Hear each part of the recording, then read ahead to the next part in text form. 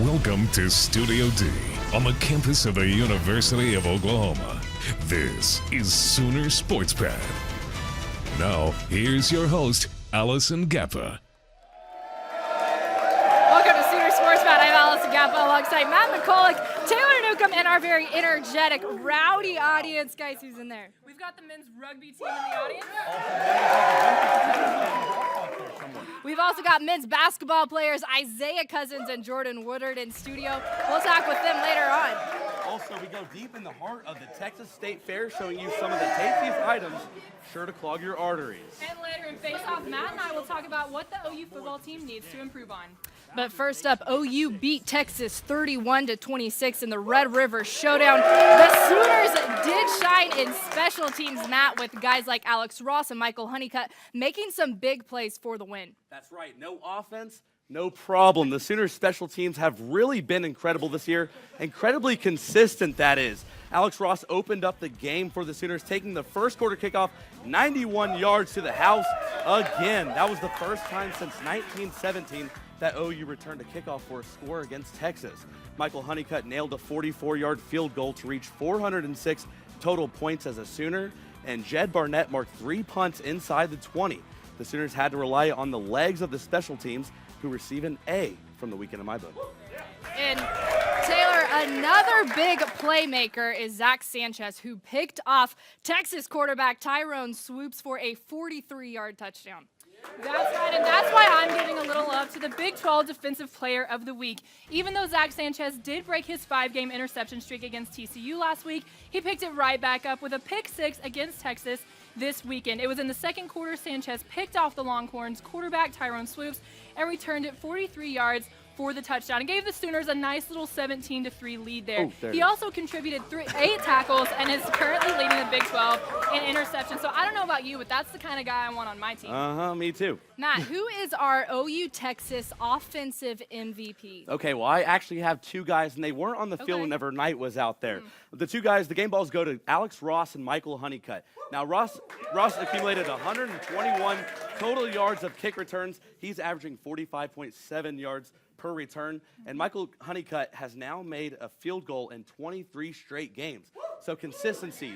These guys weren't so consistent. We might be talking about a much different outcome of the game. Yeah, absolutely. Taylor, who gets it on defense? Well, I'm going Jordan Evans. He's really showing up big for OU right now. Yeah. He's had 10-plus tackles in the last 3 games, 49 total this season, 14 of those against Texas this past weekend. He got that really big tackle to prevent Texas from getting that 2-point conversion late in the fourth, which was obviously a game-turning moment there. And Jordan's all out all the time. He's really stepped up and filled a void for the Sooners defense, and I think he's shown that he can be a big leader on the team.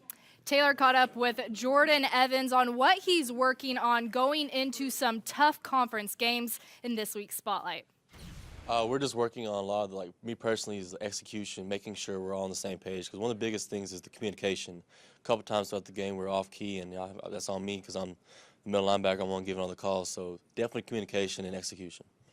And, the rivalry between OU and Texas is obviously a big one. What's it like out there? And do you feel like you're trying to hit the guys just a little bit harder? Oh, yeah, it's OU-Texas rivalry. I remember, a couple times I'm in the middle of the field and I'm getting goosebumps just because it's a rivalry game. People are excited. It's just a fun experience, and obviously you want to put Texas in the dirt. So.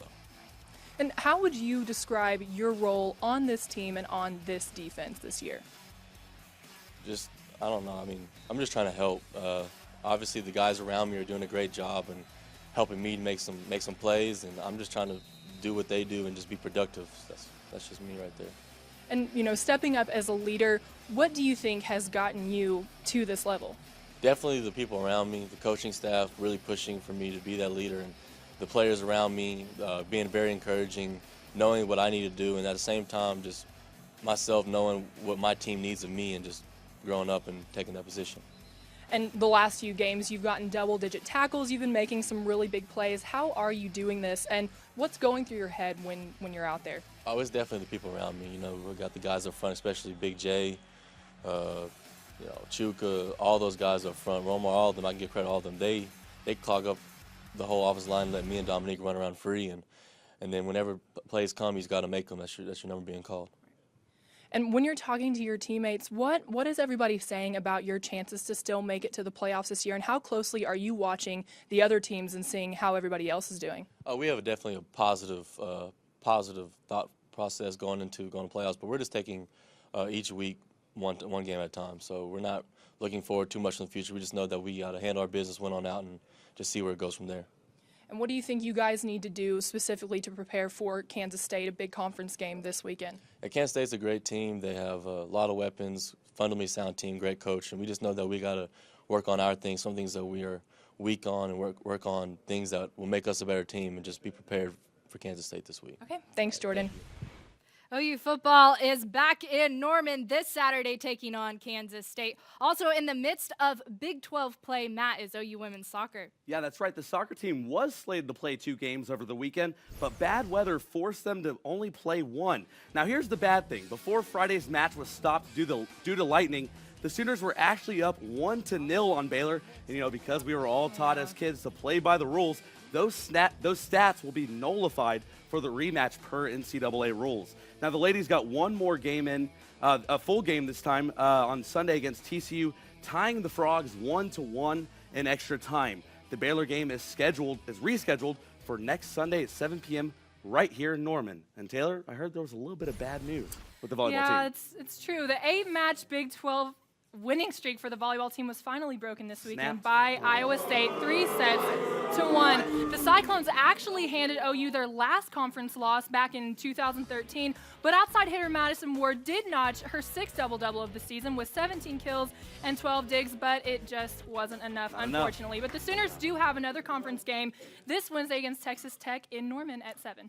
Well, Dallas wasn't the only place that had a little bit of Sooner magic going on. One Sooner tennis player brought home a title right here in Norman at the USTA ITA Central Region Championship. Mouthful there. Woo, I got that out. All right, Axel Alvarez claimed the singles title over Minnesota's Leonardo Toledo in 2 sets earlier today. Alvarez was a busy man. The singles champ teamed up with Dane Webb earlier to take on Wichita State in the doubles championship. Now, the duo unfortunately did lose, but a second-place finish is still pretty solid in my book. Now, I heard the women's golf team was not here. They were on the road somewhere. That's right. The women's golf team traveled to Chapel Hill this weekend for the Tar Heel Invitational. They finished 17th overall, and OU's Anna Ruiz placed 25th overall out of 96, so not too bad of a weekend there. OU will hit the course again on October 26th for the Alamo Invitational in San Antonio. All right, thanks so much, guys. Don't go anywhere, because coming up next in Face Off, we'll debate more OU Texas. Plus, we've got men's basketball players Isaiah Cousins and Jordan Woodard in studio. We'll talk with them. Stay with us.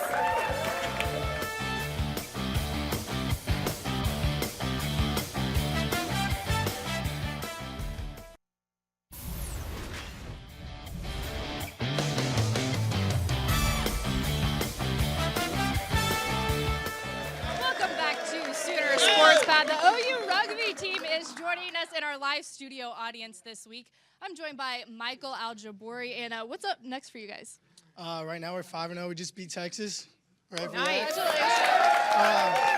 The next game on the schedule for us is Tech, so we'll be traveling to Tech this week. All right, well, good luck. Thanks so much again for being here. I'm now joined by men's basketball players Jordan Woodard and Isaiah Cousins. They're going to help out with face-off later on, but first up, guys, OU, like you guys, beat Texas this past weekend, 31-26. A resilient but not a pretty win for the Sooners. Does it still help down the road? Matt, you're up first. Okay, look, a win is a win regardless. I think that a sloppy win is a chance to look in the mirror and reevaluate yourselves. Now, I think that the Sooners will take a good, hard, long look at themselves to see what kind of their strengths and what some of their weaknesses are and adjust accordingly. Now, look, Knight knows that he must get better. Heupel knows that he needs to start scheming up some better play calls. Sure. I think that ugly wins can sometimes be more helpful because you know more about the current team that you have. And I understand what you're saying, and obviously any win is a good win, but I can't deny that the last couple weeks have made me a little bit worried. Yeah. TCU made Sooners' usually phenomenal-looking defense look not so great. The offense had a really hard time converting third downs against Texas, and when you look at the time of possession that Texas had and their amount of yardage against how much OU had, they're not going to be able to do that and come out with a win against Baylor, Kansas State this weekend, or even OSU down the road. Going forward, what area needs improvement? All right, well, I've said it before, and my stance hasn't changed. Let's roll the tape. If the Sooners want to get back in the playoff contention, it starts with Trevor Knight. He has to start making better throws. All right, what is your The Sooners' playoff hopes start with Trevor Knight. As a quarterback, he sets the tone for this team. The Sooners cannot keep on relying on the special teams and the defense to win them games down the stretch for the remainder of the season. They got to start having some offensive firepower, and that all starts in the hands of Trevor Knight. Well, honestly, I really think the Sooners need to broaden their receiving horizons. Don't get me wrong, I love Sterling Shepard, and obviously he is phenomenal. However, Trevor seems to only want to target Shep, and that can only work for so long. And let's not forget about Jerron Neal, who's made some huge catches for the Sooners. And here's the obvious one, Blake Bell. He's 6'6". How's that for a target? I mean, come on. He's the perfect build for a tight end, and he's quick. And I just think OU's really missing out by not utilizing him more. I agree. All right, guys, this question coming from OU basketball's point guard, Jordan Woodard. OU men's basketball is ranked number 3 in the Big 12 preseason poll. Where do you think they would finish at the end of the year? Well, based on last year, I think OU finished in second place in the Big 12. Now, last year, they were really a young team, and they opened up a lot of people's eyes. They swept both OSU and Texas, and they played KU tough all season long. Look, I think that this team knows exactly who they are. They have one of the best coaches in the country in Lon Kruger, and I think that they only get better from here on out. They're the real deal. I do agree with you, but I think 3 is a really good number here. They're right behind Kansas and Texas. Let me finish. Okay, I'll let you And honestly, I feel good about that going into the season. Kansas being number 1 is a gimme. We all saw that one coming. In Texas, I mean, we don't really have to, talk about Texas. But I say that they stick at number 3. But I do have really high expectations for this team. They've got 4 returning starters, but they also have 3 newcomers that I see making a really big impact in Dante Buford, Kadeem Lattin, and Jamuni McNeese. Like that name. All right, time to pick our winner. Jordan, we'll turn to you first. Is it Matt or Taylor?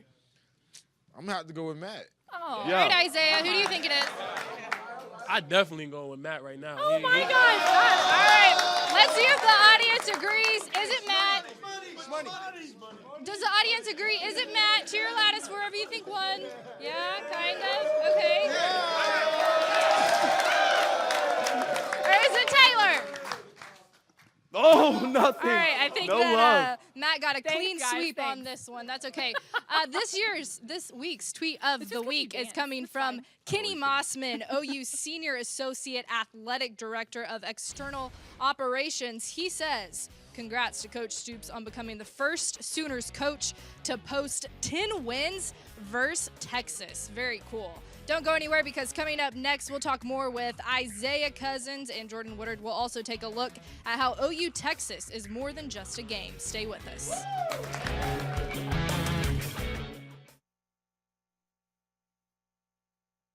Special thanks to our cornerstone television partners, Chesapeake Energy, Riverwind Resort, Anheuser-Busch, OU Outreach, OU Alumni Association, OU Medicine, and the OU President's Associates.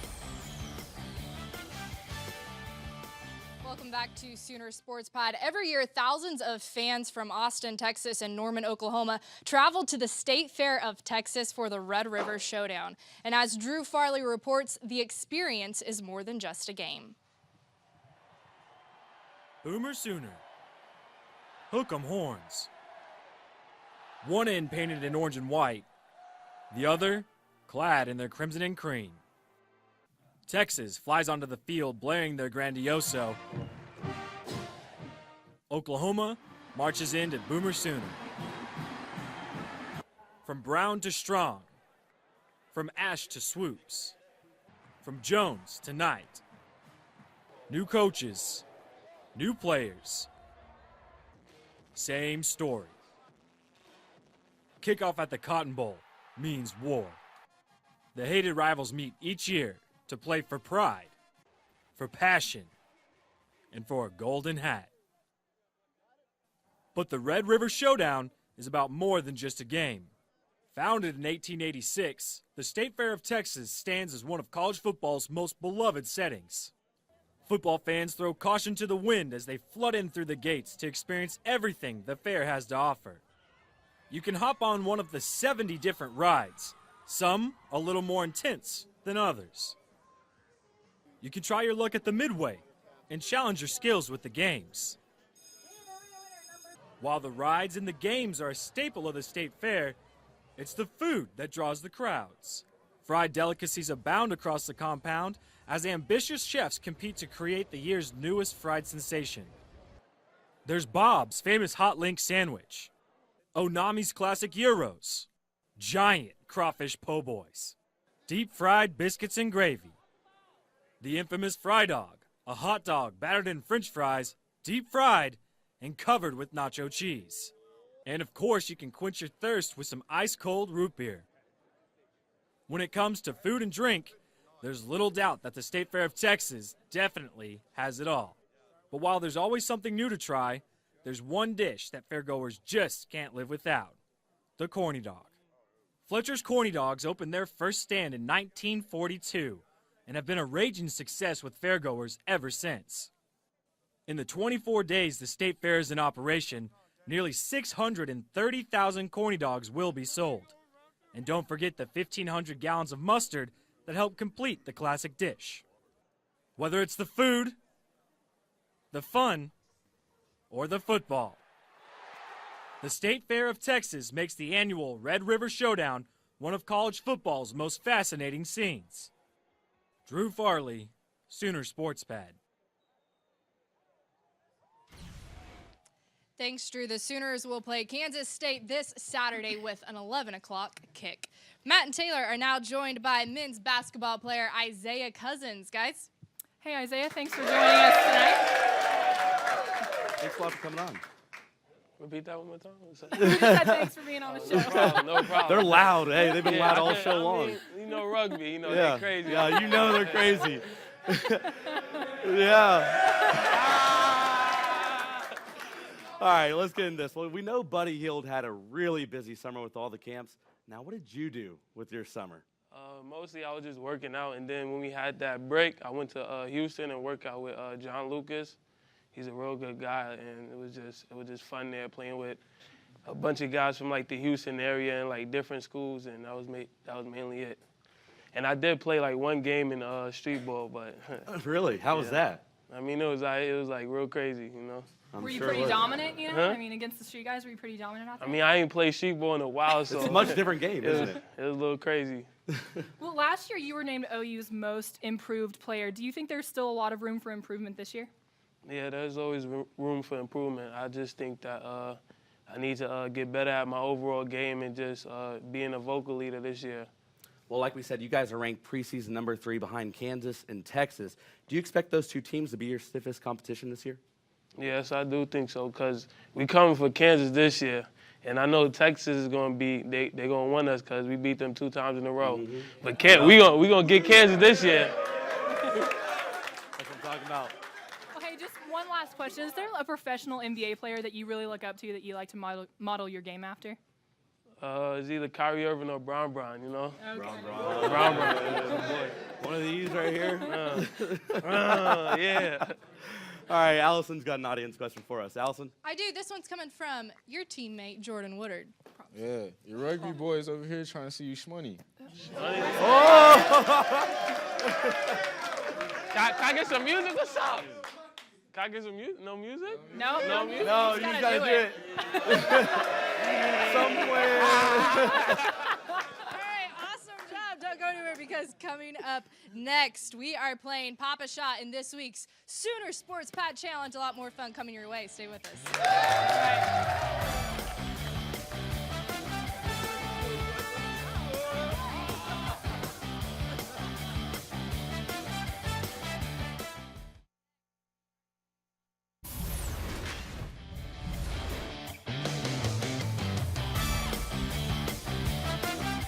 Welcome back to Sooner Sports Pad. It's now time for this week's Sooner Sports Pad Challenge. We are playing Papa Shot. And as you can tell, I've got men's basketball players, Isaiah Cousins and Jordan Woodard. They are teaming up against our hosts, Matt and Taylor. Guys, how does it work? Well, just like how we've always played back in the Classic day. arcade Just game. you two versus us two over here. Let's see who wins. Taylor, you're right. up first. Here You we and go. Isaiah are up Isaiah, first. we're doing She's not it. ready. All right, we're doing like 3, Did you get 2, 1. It's getting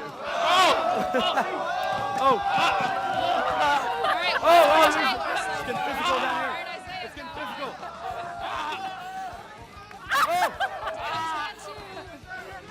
Physical to Hook. 2-2. It's tied up. It's tied. Tied. Wait. 3. Oh my God! Who won this?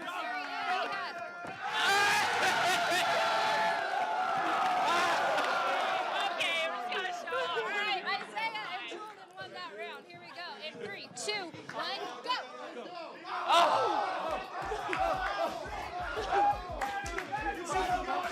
We got one for Jordan. 2 for Jordan.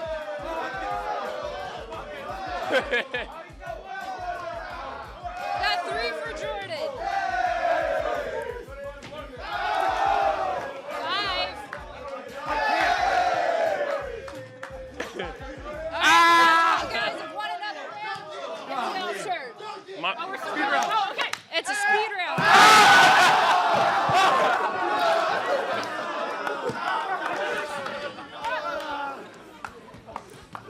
All right, it is now 4-1 currently. Isaiah's winning. All right, our basketball players, they've got a clean sweep. You guys can try one more time. Come on. I gotta redeem myself, right? Let's go. You got about 20 seconds. I'm going to let them keep battling this one out. Isaiah and Jordan definitely are winners. Thanks so much for being with us, and we'll see you next time.